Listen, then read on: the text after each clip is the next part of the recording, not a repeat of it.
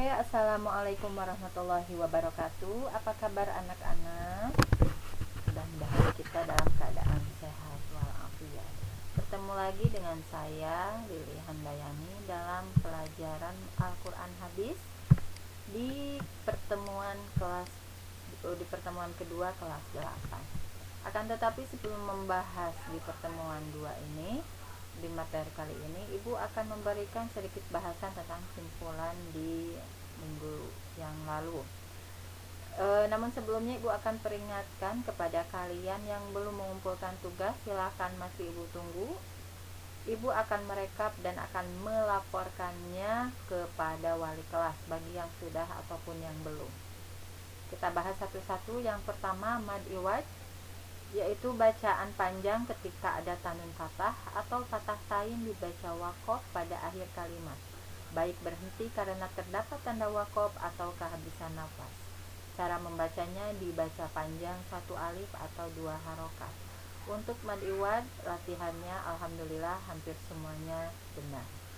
Yang kedua, mad lain adalah apabila terdapat waw sukun atau ya sukun yang didahului huruf berharokat fathah dan setelahnya berupa huruf hidup yang dibaca waqaf pada akhir kalimat, baik berhenti karena tanda waqaf maupun kehabisan nafas.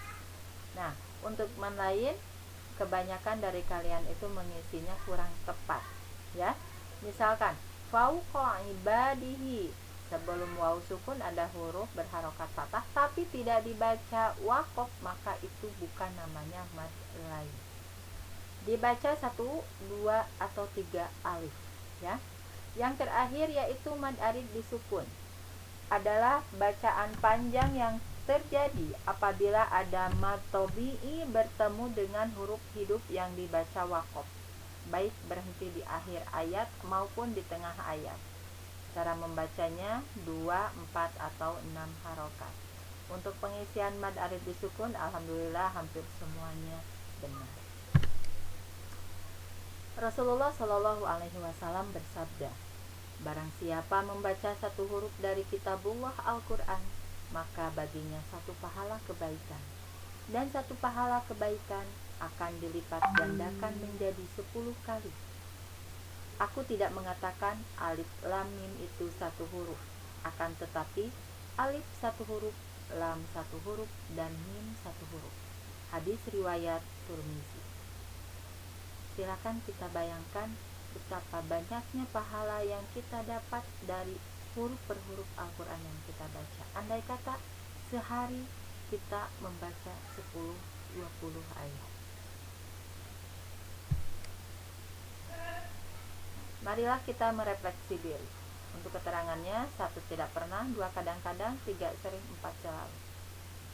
Silakan kalian baca aspek pernyataan di sini.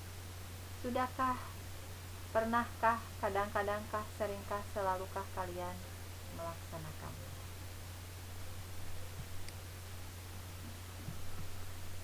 Kita masuk ke materi. Di pertemuan kedua, Ibu harapkan kalian dapat menjelaskan pengertian infak, menerjemahkan Quran surat Al-Fajr ayat 15-18, dan menjelaskan isi serta kandungannya. Sudahkah kita bersedekah hari ini? Ya, bangun tidur, baca doa, lalu kita memberikan senyum kepada orang yang ada di sekeliling kita, artinya keluarga yang mempunyai orang tua kepada orang tua, dengan cara senyum.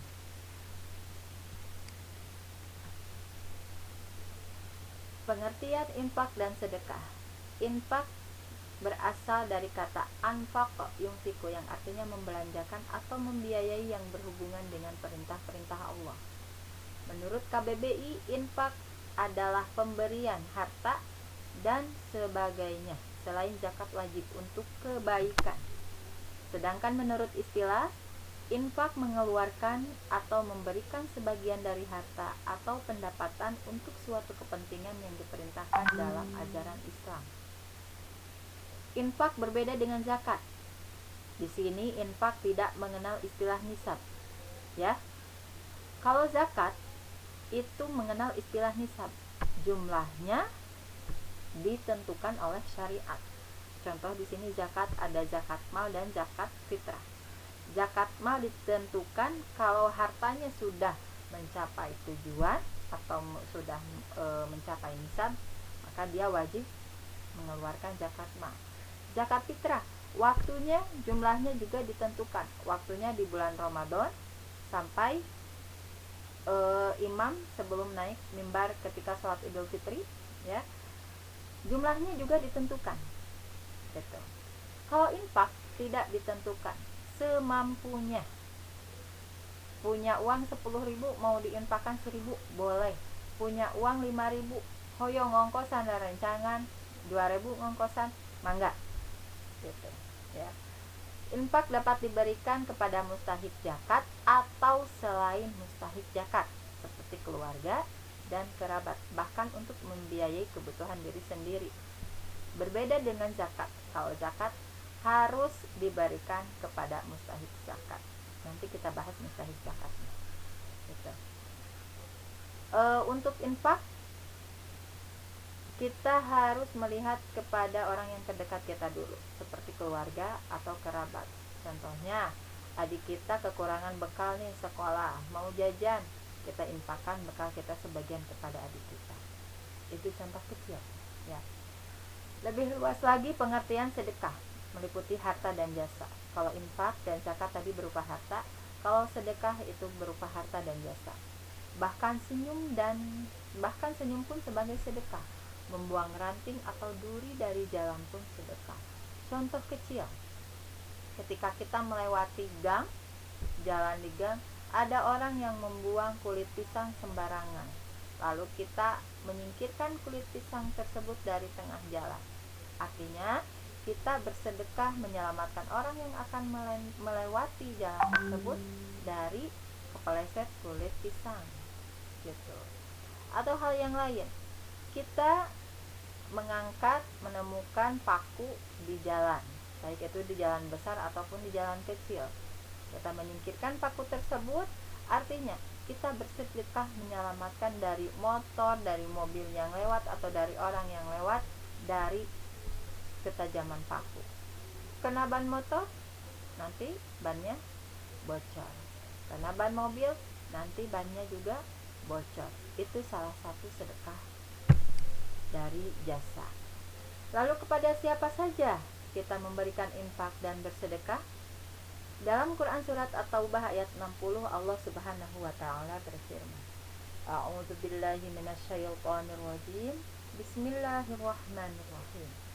Innamas shadaqatu lil fuqara'i wal masakin wal 'amilina 'alaiha wal mu'allafati qulubuhum wa fir riqabi wal gharimin wa fi sabilillah wa ibnis sabil.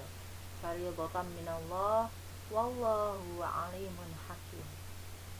Sesungguhnya zakat-zakat itu hanyalah untuk orang-orang fakir, orang-orang miskin, pengurus-pengurus zakat, para mu'allaf yang dibujuk hatinya untuk memerdekakan budak, orang-orang yang berhutang untuk jalan Allah, dan untuk mereka yang sedang dalam perjalanan, sebagai suatu ketetapan yang diwajibkan Allah, dan Allah Maha mengetahui lagi Maha bijaksana. Ini adalah mustahik zakat yang jumlahnya ada 8. Ya, Ibu yakin kalian sudah mempelajari di kelas 7 ataupun di tingkat sebelumnya. Pasti kalian sudah tahu mustahik zakat. Infak dan sedekah hendaklah dilakukan hanya karena Allah.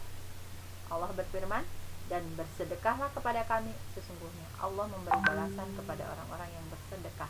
Jangan karena infak agar namanya dipampang di pos ronda haji mursyad. Infak 50 sak semen untuk pembangunan masjid, agar sekampung tahu dia orang terkaya yang menyumbang segitu. Pahalanya dari siapa nanti? Apakah orang sekampung akan memberikan pahala? Tidak. Tapi berinfaklah karena Allah yang akan memberikan pahala. Kita langsung ke materi yang selanjutnya, materi yang kedua, itu mengenai Quran surat Al-Fajr ayat 15 sampai 18. Mari kita baca bersama-sama. A'udzu billahi minasyaitonir rajim. Bismillahirrahmanirrahim.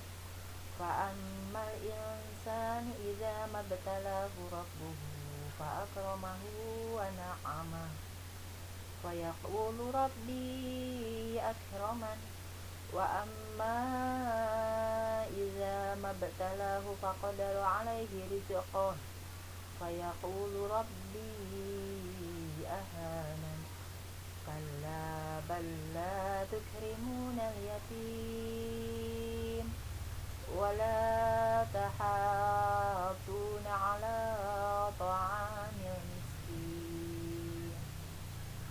Shadaqallahul azim.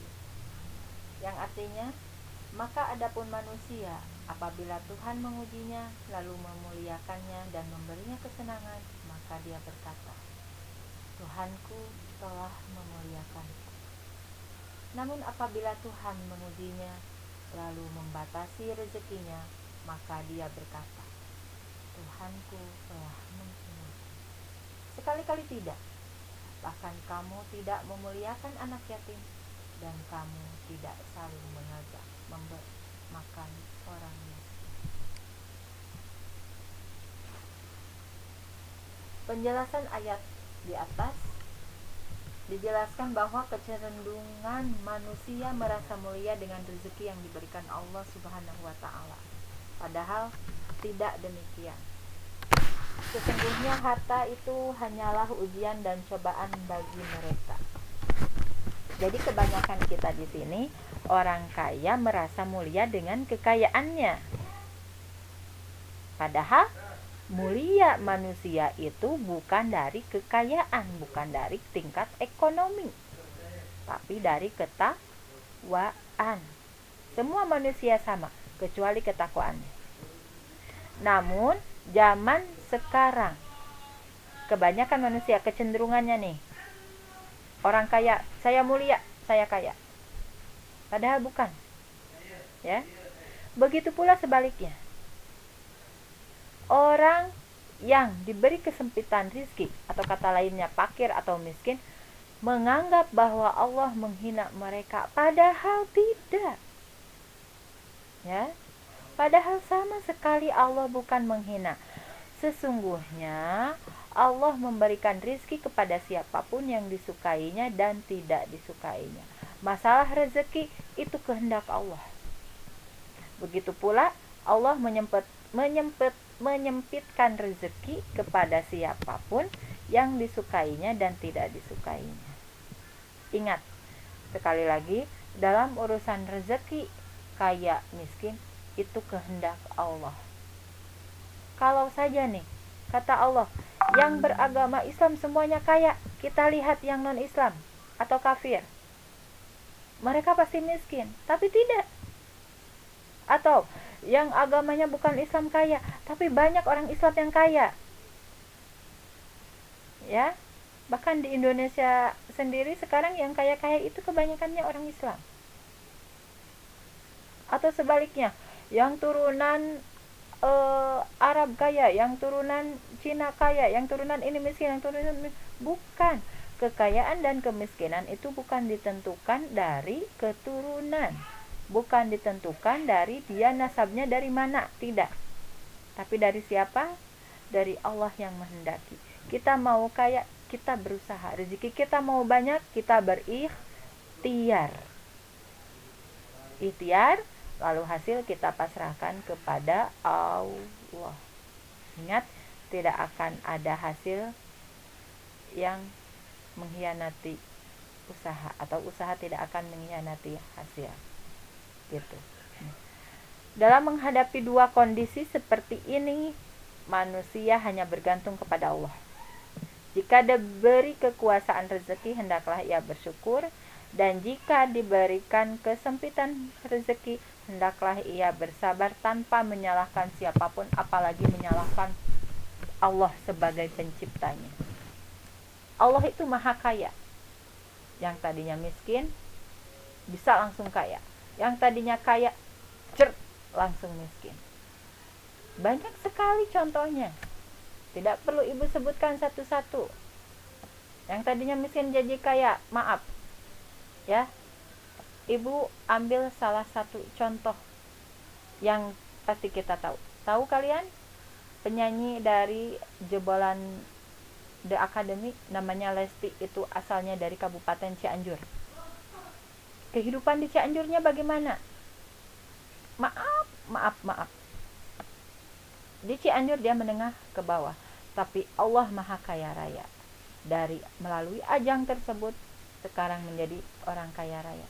Itu kehendak Allah. Ya. Yang miskin banyak. Yang tadinya ibu kenapa ambil contoh para artis? Sebagian dari kita itu melihat infotainment, ya. Yang dulunya artisnya poya-poya, senangnya kaya-kaya. Ketika kehidupan akhirnya hanya sebatang kara, banyak juga. La in syakartum la azidannakum wa la in kafartum inna azabi lasyadid. Hendaknya kamu bersyukur, maka akan aku tambahkan, dan apabila kamu kufur, maka sesungguhnya siksa Allah yang sangat pedih. Lanjut ke penjelasan berikutnya. Ini penjelasan dari surat Al-Fajr ayat 17 sampai 18, mengisyaratkan agar memuliakan dan menyayangi anak yatim. Sebagaimana hadis Nabi Muhammad SAW, khairu baitin fil muslimin baitun fihi yuhsanu ilaihi. Sebaik-baiknya rumah orang muslim yaitu yang terdapat di rumahnya anak yatim yang diperlakukan dengan baik. Ya, dan seburuk-buruknya rumah orang muslim yaitu yang di dalamnya terdapat anak yatim yang diperlakukan dengan jahat. Gitu. Terus, betapa mulianya orang yang menyayangi anak yatim. Rasulullah juga menjanjikan bahwa aku dan orang-orang yang memelihara anak yatim di surga seperti ini, sambil beliau menunjukkan jari telunjuk dan jari tengah serta merenggangkan keduanya. Coba jari telunjuknya mangga, silakan ke ataskan jari telunjuknya satu aja, yang lainnya kepalkan jari telunjuk dan jari tengah. Apakah memisahkan diri? Tidak bisa dipisahkan antara jari telunjuk dan jari tengah. Jari telunjuk dan jari tengah berdampingan. Itulah Rasulullah mengibaratkan aku dan orang yang mengurus anak yatim yang memperlakukan dengan baik di surga nanti.